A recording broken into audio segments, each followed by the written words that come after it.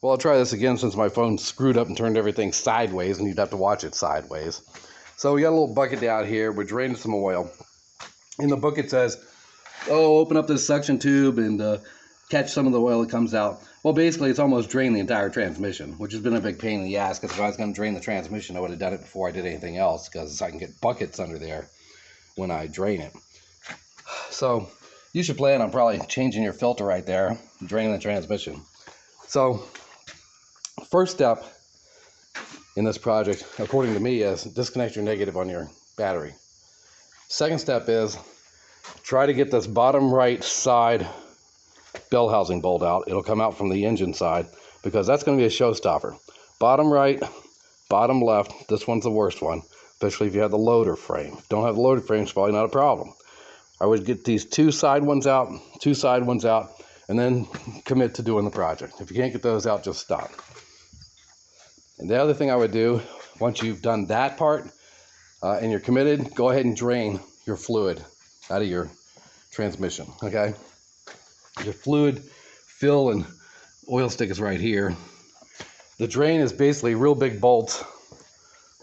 You'll see, and there might be more than one because they're different compartmentalized areas on the transmission housings itself, okay? And you can get buckets under there until you get this jack in. Now you can only get this little tiny thing in here. I've drained almost 5 gallons out of here. If I'd known it was going to have that much coming out, you know, because the book says unhook it and cap it. I'm like, okay, I don't have a cap. I figured it's going to put out a quart, maybe a gallon. Hell, I've taken almost, so just drain it, okay? So disconnect the battery, work on your side bell housing bolts that remove this way. The top and bottom ones remove this way.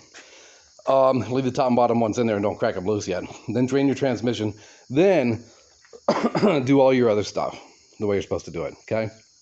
So let's look what we got going on over here. Let's see, we got a battery sitting here. We got a tractor sitting here behind this tractor. And then we've got our Harbor Freight ATV winch with one entire bolt holding to the tractor. And this big mess here, oh, look at this, it's got a wireless keychain remote to activate the winch. Now, I've used this thing a lot. Usually I'll hook it up to the bucket on the front end loader. And if we need to get like a washer, dryer, refrigerator or something out of the basement of my sister's house that has one of those little tiny sidewalk stairways, we'll hang the bucket over it, drop this, and then hoist it out of there so we don't have to climb it upstairs.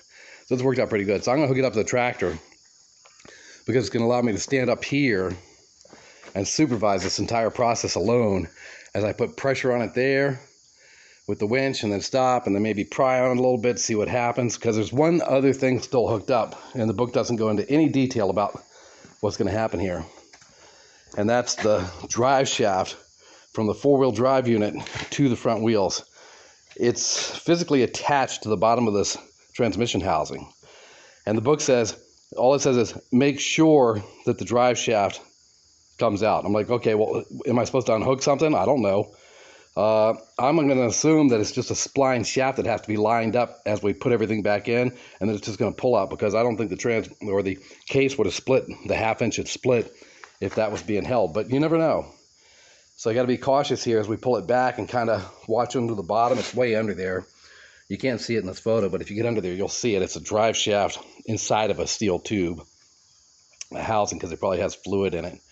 And so we got to watch that as we back up here.